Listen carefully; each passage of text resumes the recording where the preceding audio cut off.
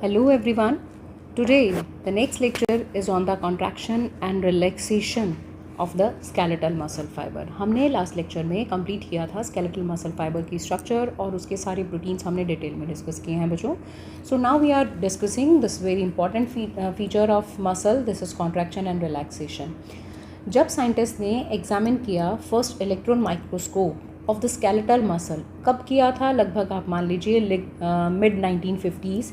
वो बहुत सरप्राइज़ हुए देखकर कि length of thick and thin filament जो है वो कॉन्ट्रैक्टेड मसल्स के अंदर और रिलैक्स मसल्स के अंदर जो लेंथ थी थिक और थिक फिलामेंट की वो सेम थी.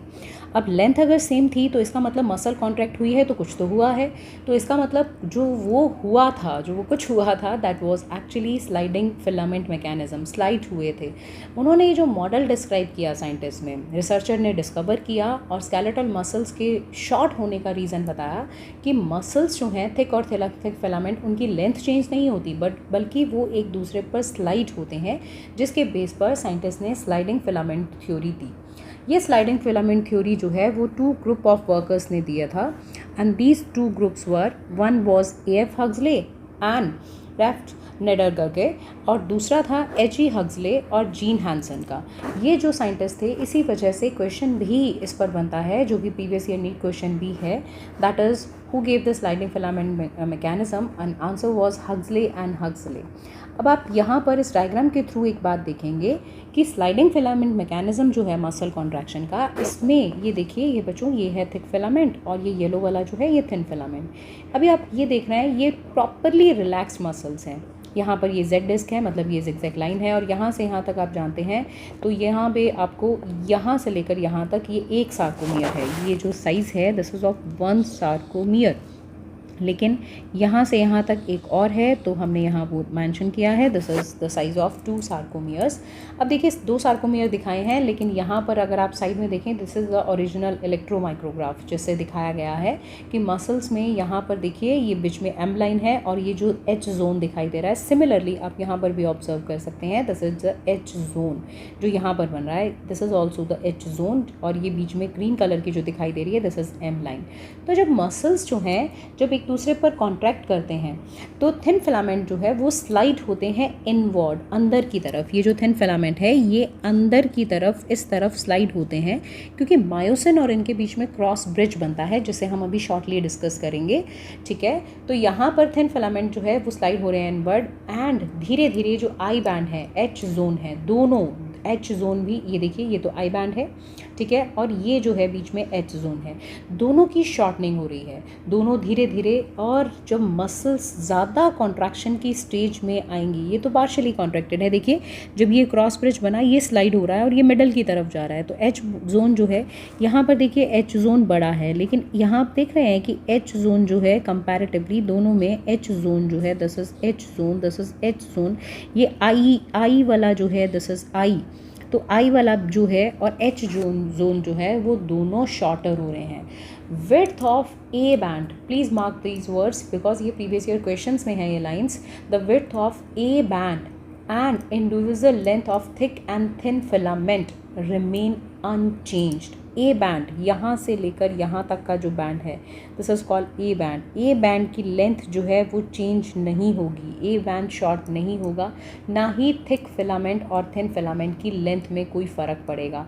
जब मसल कॉन्ट्रैक्शन हो रहा है तो एच जोन शॉर्टर हो रहा है, लेकिन जब मसल हाईली कॉन्ट्रैक्टेड हैं, please look at the focus on the diagram, जब मसल्स हाईली कॉन्ट्रैक्टेड हैं, साथ ही में आप इसको भी देख सकते हैं, तब उस टाइम पे जो एच जोन जो है वो नैरो होता हुआ इवेंचुअली डिसअपीयर हो गया. ठीक है, और जब मसल मैक्सिमम कॉन्ट्रैक्शन की सिचुएशन में है, ये पार्शली है और ये मैक्सिमम कॉन्ट्रैक्शन की सिचुएशन में है, तो ऐसी कंडीशन में एच जोन जो है वो बिल्कुल डिसअपीयर हो चुका है. इवन थिन और थिक फिलामेंट जो है स्लाइड करते करते हुए स्लाइटली ओवरलैप इनवर्ड इस तरह से मूव हुआ है कि इनके एंड्स जो हैं यहाँ पर बीच में ओवरलैप कर चुके हैं. अब हम इस पूरे कॉन्ट्रैक्शन को we will understand with the help of a cycle that is basically called contraction cycle. ये हम स्लाइडिंग फिलामेंट थ्योरी ही पढ़ेंगे. अब देखिए, at the starting of this contraction cycle, मैंने इस कॉन्ट्रैक्शन साइकिल को 4 इवेंट्स में डिवाइड किया है. First is ATP hydrolysis, second is the formation of cross bridge, third is power stroke and the fourth one is again detachment of myosin from the actin, मतलब कि जहाँ पर हम कहेंगे कॉन्ट्रैक्शन एंड हो जाएगा. इन चारों को दिखाने के लिए, समझाने के लिए मैंने एक डायग्राम की हेल्प ली है, and please focus on the diagram also. तो यहाँ पर you are seeing this is the thick filament. आप ये समझ सकते हैं बेटा कि मैंने यहाँ वाला पार्ट जो है, मतलब कि थिक और थिन फिलामेंट के बीच में ये वाला जो पार्ट है, ये आपको वहाँ पर एनलार्ज करके दिखाया है. जो वो डायग्राम है, उस डायग्राम में मैंने इस पार्ट को आपको एनलार्ज करके दिखाया है. So please now focus on the diagram. देखिए, फर्स्ट स्टेप जो था दैट वाज ATP हाइड्रोलिसिस, जिसकी मैंने बात की थी.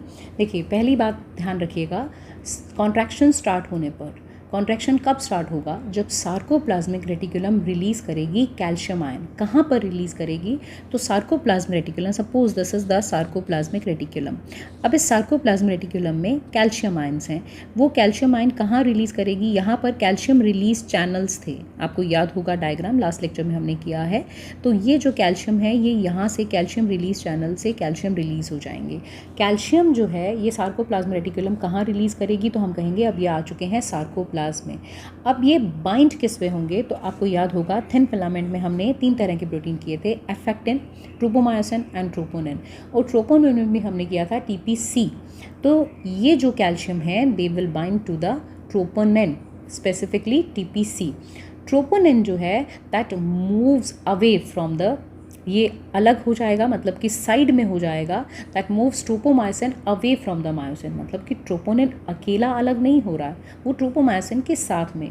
और ट्रोपोमायोसिन ने एक्चुअली इसका, अगर मैं एक आपको फिलामेंट बाहर निकाल कर, एक ग्लोबुलर प्रोटीन अगर मैं बाहर निकाल के दिखाऊं, तो इस, ये जो ग्लोबुलर प्रोटीन है, ये येलो कलर का जो ग्लोबुलर प्रोटीन है, इसके ऊपर की तरफ यहाँ पर I can say this is active site. ये एक्टिव साइट है. ये यहाँ पर, ये देखिए, ये आपको डॉट में यहाँ पर जो दिखाई दे रही हैं, ये एक्टिव साइट है, जिससे कि ट्रोपोमायोसिन और ट्रोपोनिन ने मास्क कर रखा था, कवर कर रखा था.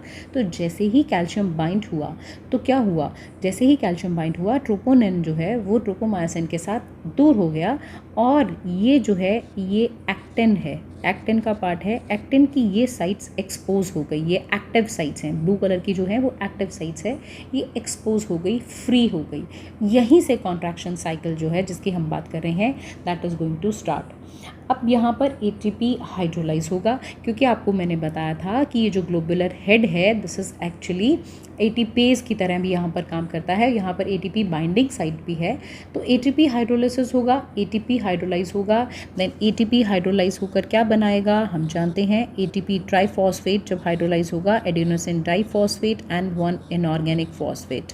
तो ये जब हाइड्रोलाइज हुआ तो देख रहे हैं आप ADP एंड इनऑर्गेनिक फॉस्फेट यहाँ पर अटैच है ATP बाइंडिंग साइट पर. ATPase, ये ATPase की तरह काम कर रहा है. ये ATP को हाइड्रोलाइज करेगा एडिनोसिन डाइफॉस्फेट में and a phosphate group. This is the phosphate group.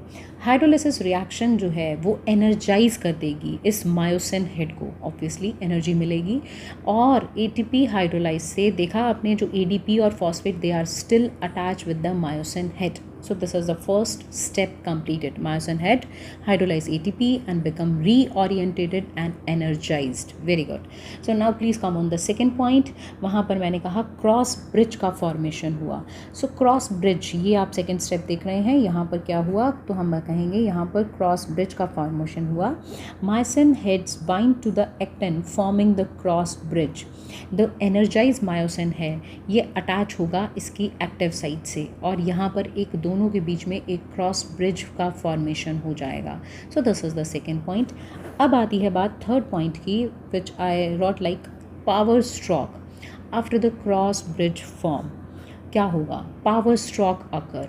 During the power stroke the site on the cross bridge जहाँ पर ADP is still bound. ADP यहाँ पर देख रहे हैं आप, पावर स्ट्रोक जो है उससे पहले यहाँ पर मैं बता रही हूँ कि देख लीजिए ज़रा कि ADP इज़ स्टिल बाउंड. ठीक है। अब ये जो पावर स्ट्रोक स्टार्ट होगा, क्रॉस ब्रिज रोटेट करेगा, और जब ये रोटेट करेगा, देखिए जब ये इस तरह से रोटेट करेगा तो ये रोटेट करने में इस एडीपी को रिलीज़ करेगा। अब क्रॉस ब्रिज जो है वो जनरेट करेगा फोर्स, जिससे कि ये रोटेट होगा टुवर्ड्स द सेंटर। अब आप जैसे ही मैंने आपको पहले डायग्राम में दिखाया था बच्चा, मान लीजिए कि यहाँ पर सेंटर लाइन मतलब मेयो मेसन से बनी हुई एम लाइन है। ये क्या करेगा, ये देखिए आप देख रहे हैं ये एरो इस तरफ जा रहे हैं, तो ये इस तरफ फोर्स जनरेट कर रहा है, और ये इधर की साइड भी ऐसे ही इस तरफ फोर्स जनरेट होगा। अगर इधर की तरफ भी हम सेम स्ट्रक्चर, इस स्ट्रक्चर को अगर हम इधर भी इमेजिन करें तो यहाँ एम लाइन की तरफ दोनों थिन फिलामेंट्स यहाँ देखिए ये इस तरफ एम लाइन की तरफ जा रहा है, वापस देखिए ये एम लाइन की तरफ जा रहा है। तो इधर अगर थिन फिलामेंट होगा तो वो भी ऐसे एम लाइन की तरफ जाएगा, जिससे कि एम लाइन की तरफ जाने से एच जोन की शॉर्टनिंग होगी। तो यहाँ पर ये पावर स्ट्रोक मैंने कहा, दोबारा सुनिए, पावर स्ट्रोक क्या है कि पावर स्ट्रोक में क्रॉस ब्रिज जो है एडीपी जो कि स्टिल बाउंड था, अब वो रिलीज़ होगा, और क्रॉस ब्रिज जो है जनरेट करेगा एक फोर्स से, जिससे कि स्लाइड होगा। ये थिन फिलामेंट जो है वो इसके सिर पर स्लाइड होगा किसकी तरफ, towards this you can say this is the M line. Imaginary मैंने एक एम लाइन बनाई है, ये इस एम लाइन की तरफ अट्रैक्ट होगा, मतलब जाएगा, ठीक है। फिर उसके बाद नेक्स्ट पॉइंट जो मैंने लिखा था that was detachment of myosin from actin. ये डिटैचमेंट है। As myosin head bind to the ATP the cross bridge detach. देखिए एटीपी बाइंड करने के लिए भी था और एटीपी डिटैच करने के लिए भी है। At the end of power stroke क्या होगा, क्रॉस ब्रिज जो है it remain firmly attach to the actin. कब तक रहेगा अटैच, जब तक एटीपी इससे एक दूसरा एटीपी इससे आकर बाइंड नहीं होगा। As soon as ATP bind to the ATP binding site on myosin head, the myosin head detach from actin, ये उससे डिटैच हो जाएगा। तो ये कॉन्ट्रैक्शन साइकिल जो है, ये कॉन्ट्रैक्शन साइकिल देखिए ये अपने आप को रिपीट करता रहेगा। ये देखिए कॉन्ट्रैक्शन साइकिल, ये आपको जो पर्पल कलर के दिखाई दे रहे हैं यहाँ पर, दीज आर कैल्शियम आयंस। तो ये कैल्शियम आयंस जो हैं, कॉन्ट्रैक्शन साइकिल रिपीट होगा जब मायोसिन एटीपीज हाइड्रोलाइज करेगा, और एटीपी वही साइकिल ये वापस रिपीट होगा। तो जब तक एटीपी सार्कोप्लाज्म में प्रेजेंट हैं, जब तक एटीपी सार्कोप्लाज्म में है, कैल्शियम लेवल जो है वो थिन फिलामेंट के मतलब पास अगर सफिशेंट अमाउंट में है, तो ये क्रॉस ब्रिज जो है that keep rotating back and forth, ठीक है। और each power stroke pulling the thin filament obviously towards the M line. ये जो एम लाइन की तरफ जा रहा है, इससे एम लाइन की तरफ जाने से एच जोन की शॉर्टनिंग होगी। I hope it is clear. जैसे जैसे कॉन्ट्रैक्शन साइकिल कंटिन्यू होगा, मूवमेंट ऑफ क्रॉस ब्रिज जो है वो फोर्स जनरेट करेगा, और ये फोर्स से क्या होगा, जो जेड डिस्क, देखिए अब हम इधर चलते हैं, बिकॉज ये जो हमने किया था दिस वाज कॉन्ट्रैक्शन साइकिल। ये कॉन्ट्रैक्शन साइकिल जो हमने कंप्लीट किया है, उसके बाद हम वापस एक बार उसी डायग्राम से समझते हैं। तो जैसे जैसे ये देखिए जेड डिस्क जो है वो पहले यहाँ था, इधर देखिए ऊपर वाले डायग्राम में थोड़ा ध्यान दीजिएगा, जेड डिस्क यहाँ था, कम पास में आ गया जेड डिस्क, और इधर चला गया टुवर्ड्स ईच अदर। दोनों तरह के जेड डिस्क अपनी तरफ आ रहे हैं। During the maximum muscle contraction distance between two Z disc decrease to the half. Resting length से अगर हम कंपेयर करें तो ये लेंथ हाफ तक हो सकता है, नियर अबाउट हाफ ही इस डायग्राम से आपको दिख भी रहा है। जेड डिस्क जो है, the Z disc in turn pull on neighboring sarcomeres and whole muscle fiber जो है that get shortened, whole muscle fiber short हो जाएगा। some of the component of muscle जो muscles जो हैं they are elastic, ये easily stretch हो जाएंगे, और धीरे धीरे जब वो stretch होगा तो जैसे टेंडन पर भी एक खिंचाव पड़ेगा, and ultimately जो हमने हाथ अगर हम मूव कर रहे हैं, अगर हम एक्सटेंस कर रहे हैं उसको एक्सटेंसर के थ्रू या फ्लेक्सर के थ्रू, ऑब्वियसली हम इन एंटागोनिस्टिक मसल्स की भी आगे बात करेंगे। तो आज का टॉपिक जो था बच्चों वो यहीं तक था, contraction cycle, and we completed this contraction cycle along with this sliding filament theory. Thank you. Keep watching and stay healthy.